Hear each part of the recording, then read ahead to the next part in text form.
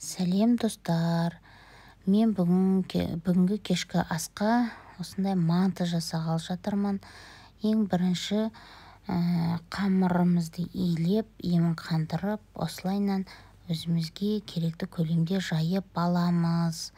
Оның сеуіп, жайып алдық. Дайын болған соң кесеміз.